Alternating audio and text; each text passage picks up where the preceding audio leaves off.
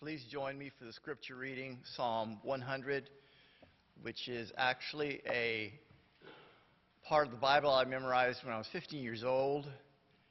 Seems kind of strange to have to read it when I had memorized it 50 years ago.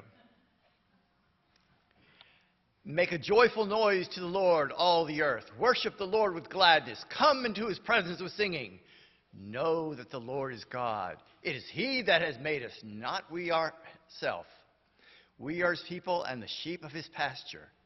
Enter his gates with thanksgiving and give his courts with praise. Give thanks to him.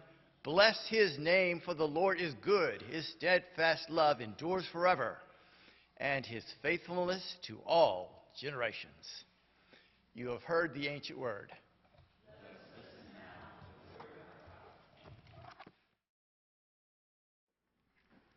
I really like the band Over the Rhine. I've spoken about that in this church before. Linford Detweiler and Karen Bergquist they're a married couple. They write all the songs, and they wrote this in 2019, the album called Love and Revelation.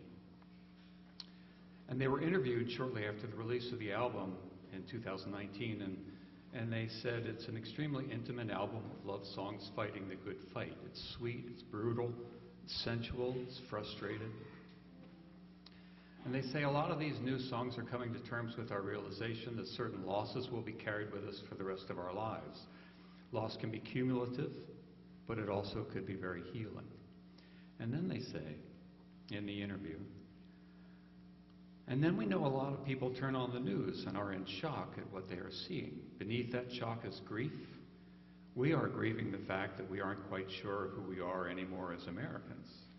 Things are shifting, being revealed. Maybe we are grieving the fact that we thought we were better than this. But we still believe in love and revelation. We still believe in meaningful work.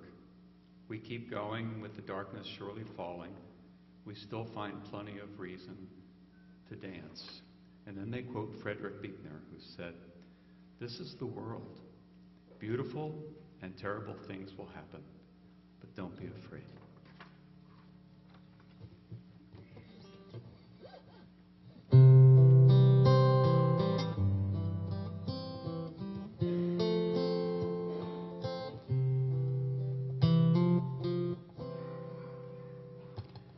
With the darkness surely falling, may I propose a toast.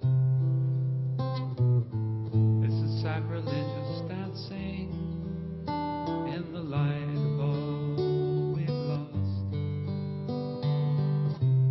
Open and woundable, good morning, I'm your host. May God love you like you've never been loved. Is your heart beating sadness? The longest goodbye yet. Share your bruises on my body. That's as close as we can get. I'll never say I'm sorry for offering respect. May God love you like you've never been loved. There is no land of promise here. There's only wilderness. You may not recognize this place, but you live here nonetheless. There are no wise men traveling. There is no gift to bring.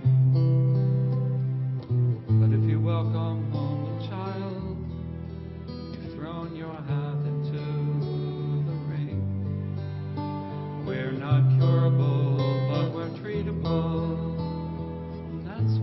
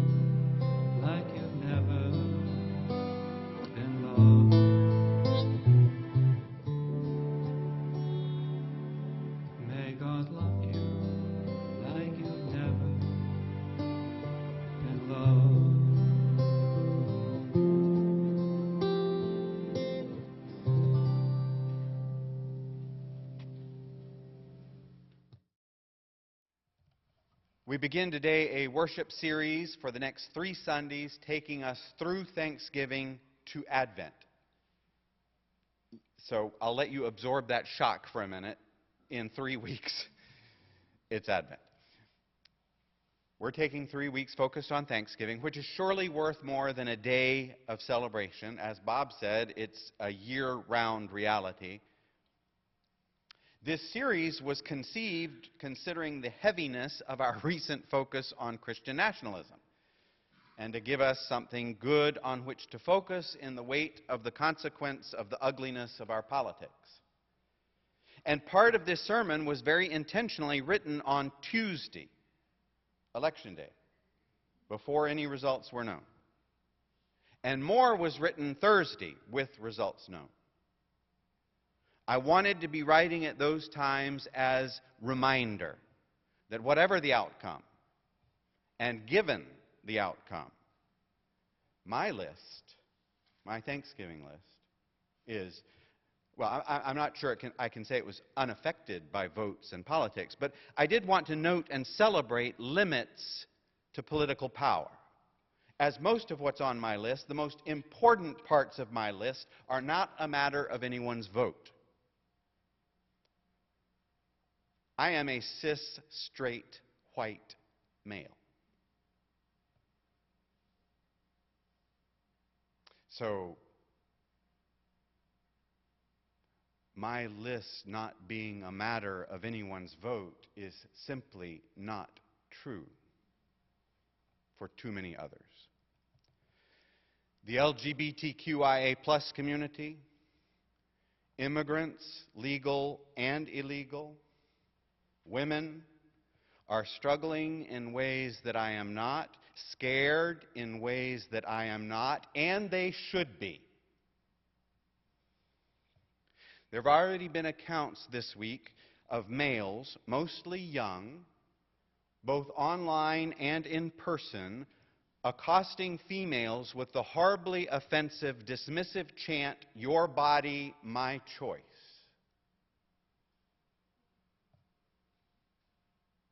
If you hear that, condemn it. Not just for the sakes of our daughters and granddaughters, our sisters and mothers, certainly for their sake, but for the sake of our souls. And start rehearsing now what you might say. My current choice is, "Your horrifyingly ignorant immaturity, my observation." Do not allow that crap to go around. I charge you as followers of God.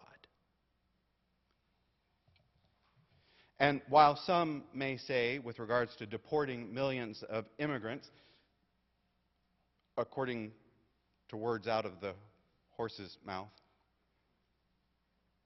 some illegal, some legal, right? Some say Trump's not going to do what he said he would do, which may be true to form and problematic for me in another way, but I look back on what he has done in the past and do not find much reason for hope, and certainly no reason for immigrants not to be afraid. We have been suggesting for some years now that the healthiest way forward for us as a church, for us as a country, the healthiest way forward with integrity into a future with more hope for more people demands hard wrestling with privilege. Who has it? Who does not? And why? Any claim to life impervious to votes and politics is a life saturated with privilege.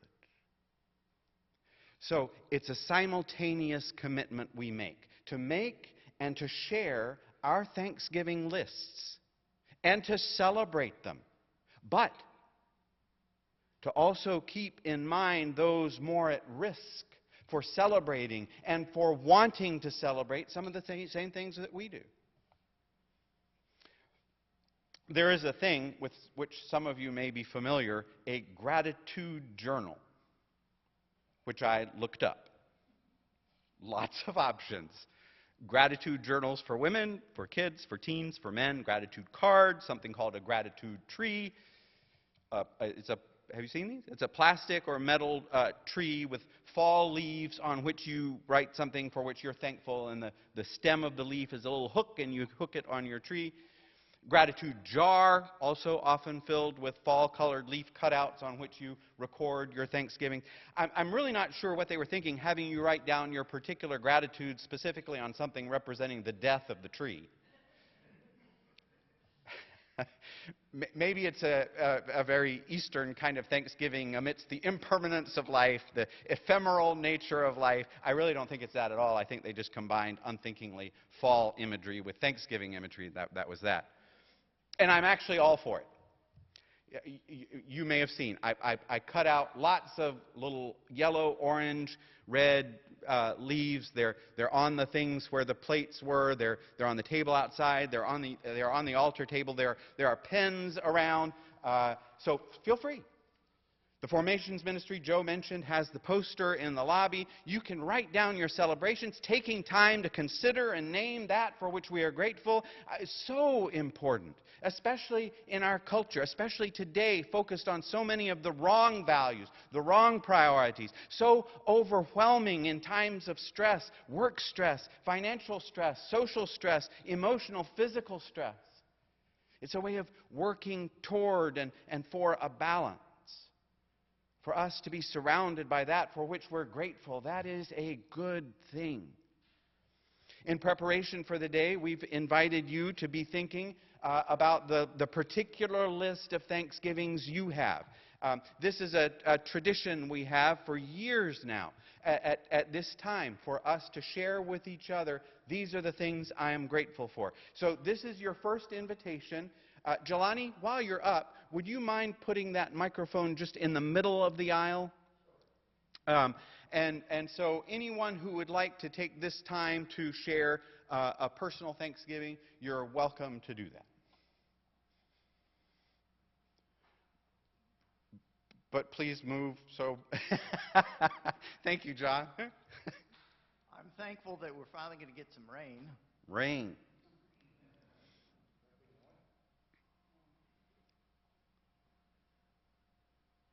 I'm thankful for my neighbors, and I'll take a minute to name them. Mike and Beth, Mike and Mary, Mike and Judy. We have 3 Mikes in our court. Danielle, Chris, Dominic, Janice. I'm very thankful for those neighbors, and I'm also thankful for Dr. Sharda, who's saving my vision.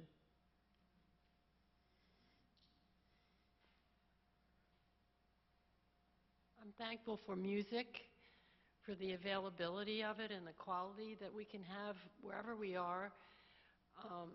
I'm alone, and music fills up my house when it's quiet.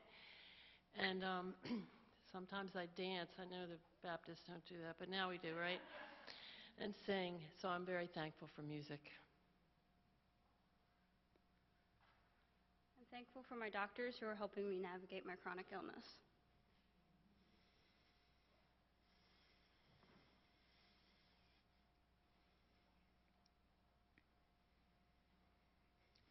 All right, there'll be another. Barb? I'm thankful for this community of helpers. I'm thankful for the people who want to reach out. I'm thankful for people who are like-minded. And just thank you, God, for letting me be here with you.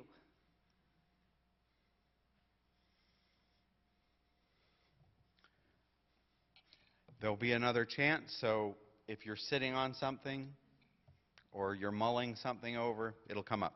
Family remains one of my greatest blessings, life's greatest blessings. Family of origin, you know I got to spend time with my mom and dad, brother and sister, traveling, being with a number of aunts and uncles and cousins in South Carolina. Then there is the depth and joy and wonder of Susie and Sydney and Audra, and my unbelievable pride and joy in their accomplishments. Susie in her new job, the girls in their public education trajectory.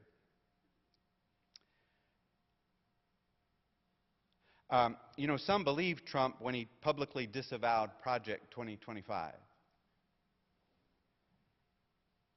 I don't know why anyone would believe anything he says. And an Oklahoma parent that I know posted a letter she received this past Thursday from the State Superintendent of Public Instruction with the heading, regarding the elimination of U.S. Department of Education.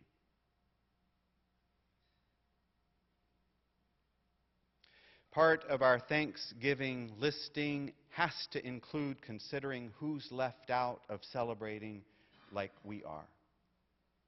Who is put at risk for celebrating what we have taken for granted in the future. So maybe on the back of our leaves, we consider who might not share the celebrations and gratitudes we put on the front of the leaf. Neither side negating the other.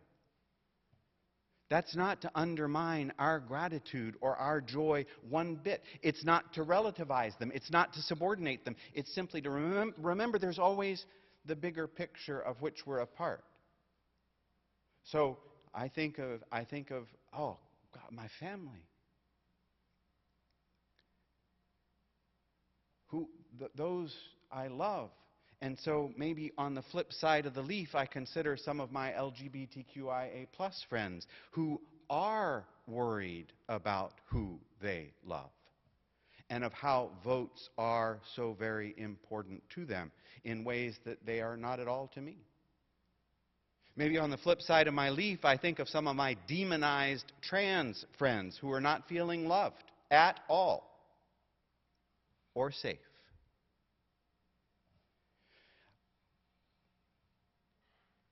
I think of our home.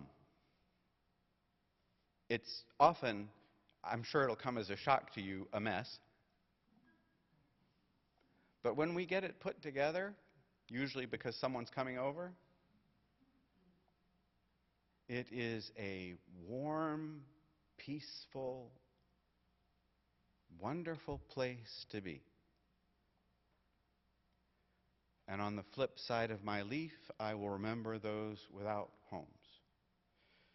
I will remember our historical and societal barriers to home ownership and to the benefits of what home ownership means in terms of generational wealth and hope and possibility. Friends.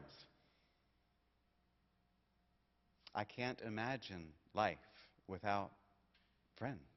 We are stitched together in relationship and community. I have such gratitude for the life that was initially defined in and as family for me, that provided a base from which to grow into more relationships and intimacy in respect and appreciation for others and for different, in an ever-widening circle of grace and welcome.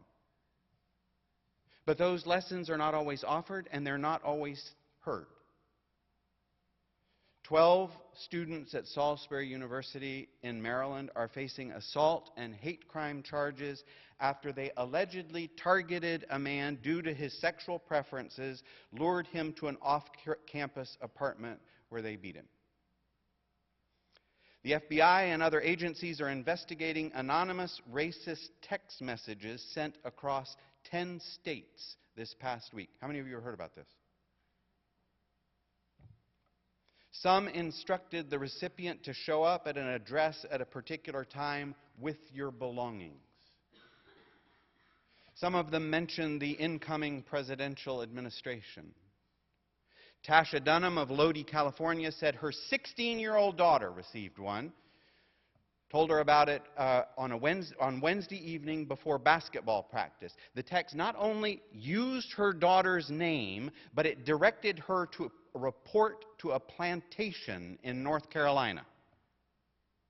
6 middle school students in Montgomery County, Pennsylvania, received these texts. Our friend Rex Foster, if you're a Facebook friend with him, you know, posted Wednesday morning there were emboldened adult protesters at my daughter's high school hurling anti-LGBTQI+ anti-Muslim, and anti-Jewish hate at teenage students.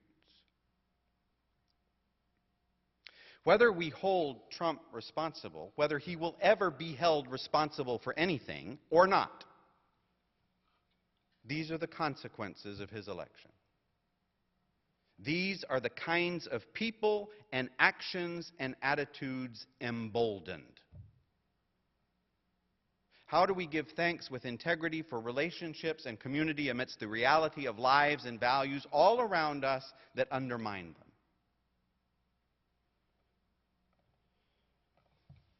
Another level.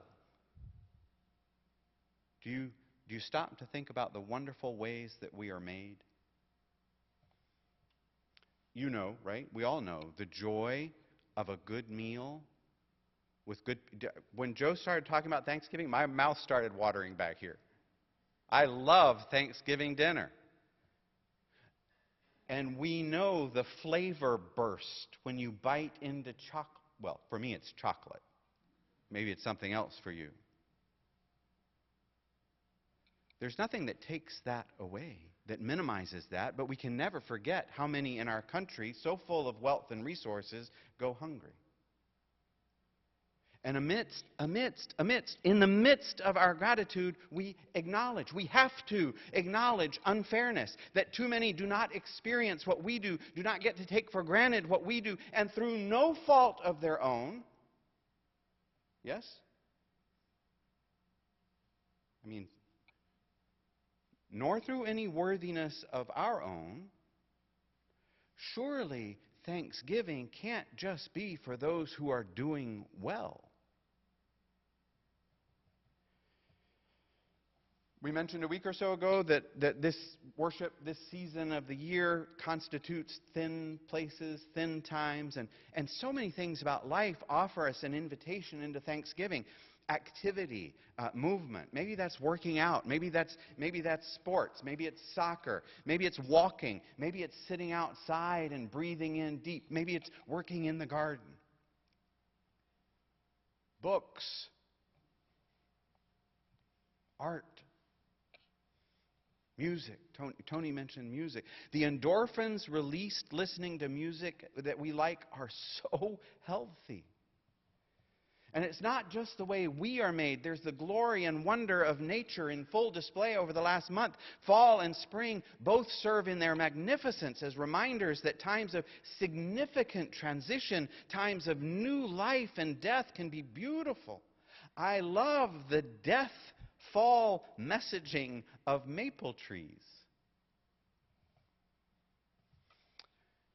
Do you have something to add?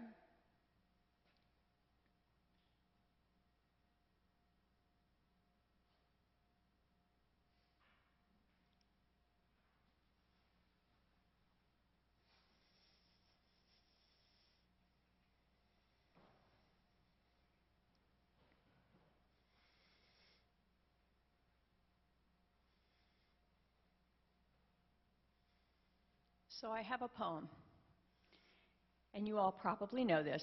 I know you know the last lines. My family has to suffer through hearing this almost every year at Thanksgiving, but for our consideration, this is who we are. The poem is called The New Colossus. So not like the brazen giant of Greek fame, with conquering limbs astride from land to land, here at our sea-washed, sunset gate shall stand a mighty woman with a torch, whose flame is the imprisoned lightning, and her name, Mother of Exiles. From her beacon hand glows worldwide welcome. Her mild eyes command the air-bridged harbor the twin cities frame. Keep, ancient lands, your storied pomp, cries she with silent lips. Give me your tired, your poor, your huddled masses yearning to breathe free. The wretched refuse of your teeming shore, send these, the homeless, the tempest-tossed to me. I lift my lamp beside the golden door. I see this to be aspirational as well as who we truly are striving to be. And in this season of Thanksgiving, I give thanks for the striving and for the yearning.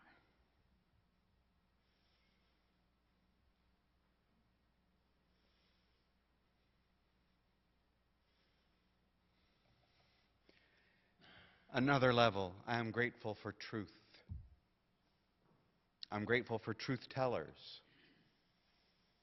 I'm grateful for Greg Gerald, not just as friend and colleague, but for his work of uncovering truth that's been buried, resurrecting it to new possibility, not an option when entombed. Grateful for discovering where I'm wrong and how much bigger right is than wrong.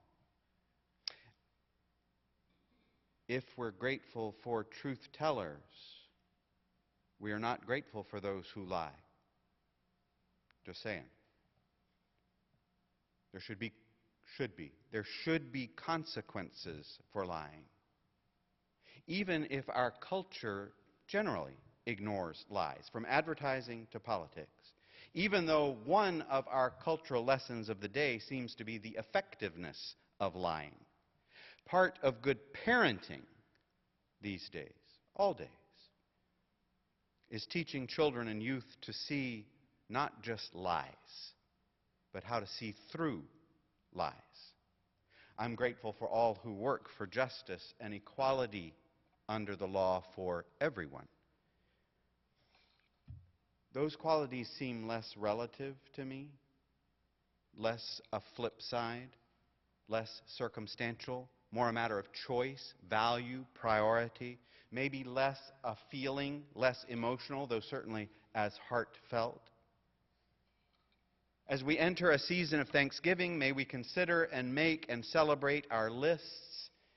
I embraced life with such gratitude to being hosts yesterday for the family in need of Christian hospitality, for a soccer game and a cup of coffee with my mom and dad after it, for all the times that we break bread together, celebrating communion, whether that's in here on a first Sunday or around a table at a restaurant or in someone's home, honesty together, laughing with our children, laughing at our children, enjoying music, whether that's something we've recorded or live or played by the band, a good book, or a trashy escapist read. They both have their place. Pickleball, long walks, the dog, the cat. The leaves have certainly largely fallen in good places for me. But I will flip them over.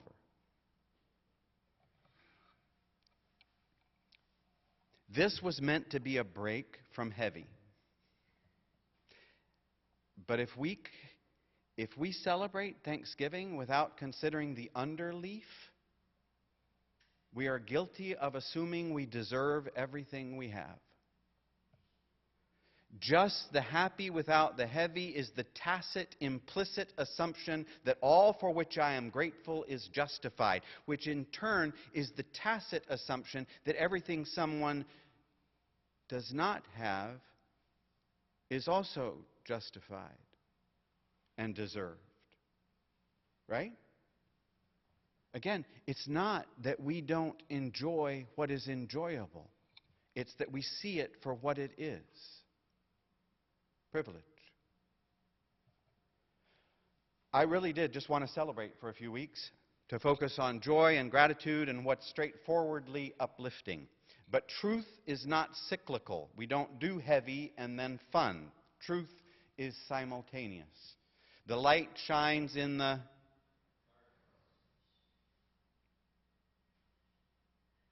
damn.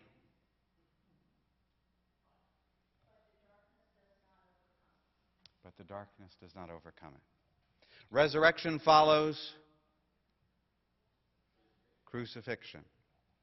Salt and yeast are absorbed into not salt and the yeast less. We are instructed to buy houses and plant gardens in the land of captivity, oppression, and injustice.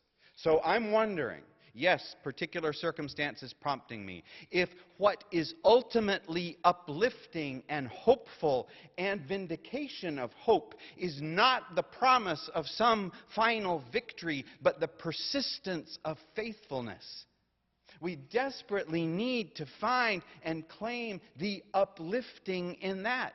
In not what is just uplifting us, but uplifting everyone else along with us until all the families on earth are blessed. So savor and enjoy to the fullest extent our lists. Add to them. You all either didn't do your homework or you're not feeling thankful this morning. Either is fine. Or maybe you're looking at the watch. Well, that could be too. Make your list. It's important. Even now. Especially now. But flip it over and keep the other gently in mind and heart and prayer and service and hope.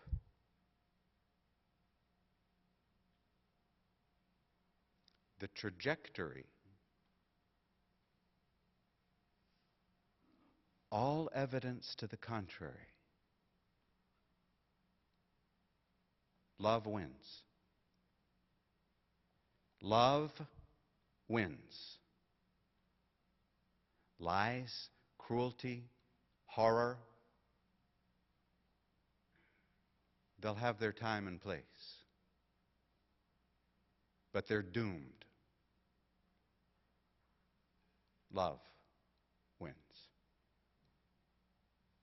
Thanks be to God.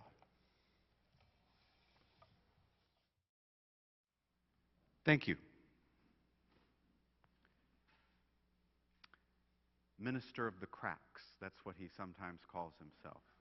And the leaf blower and the...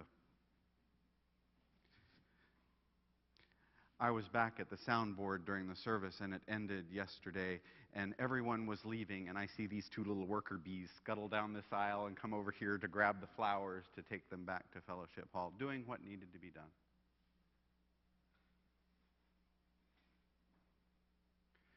My girls still call you their favorite Sunday school teacher. Barb took on the Sasha's bags because she has a heart for the people that she finds at the intersections.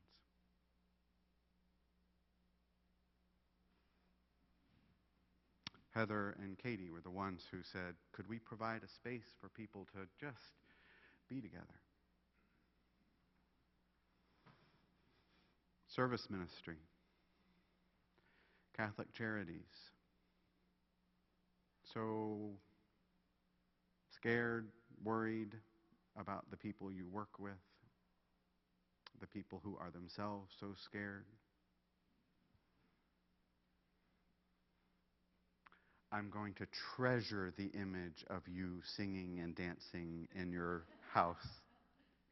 I will take delight in that.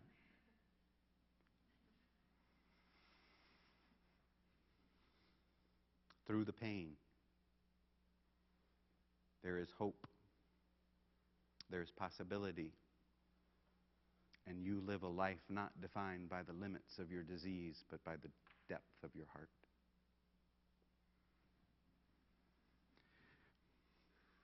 Gone so long, and I missed the Sunday you were back, and so it is just delightful to see your face.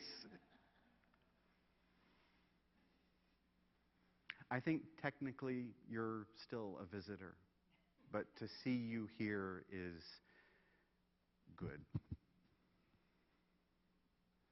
How wonderful to sit with you in the stands and watch the sun go down and the hills were rolling and Philip was there and Julia's team won.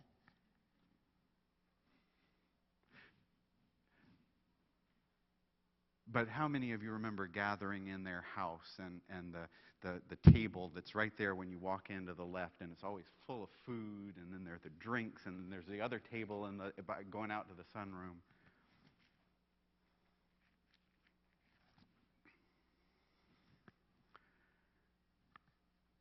no words to put in to gratitude and thanksgiving all that you all do and find to do and look for to do.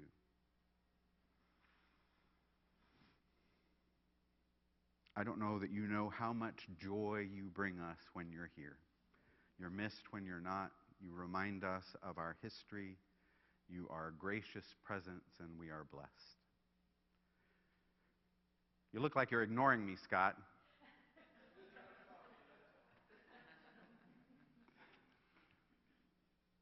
Always grateful for your willingness to show up and say, what weirdness are you doing today? Steve, like with Bob and Joe, you're finding things to do, and we're grateful. No one knows all the things that you all find to do and that would be missed if you didn't do them. Make sure you thank people. We've got 3 weeks where we're going to be intentionally focused on it. Go from here to realize that the world is better because we are in it together, because we live according to the precepts of God who calls us to love each other and make the world a better place. Go with God in the assurance love wins. Amen and amen.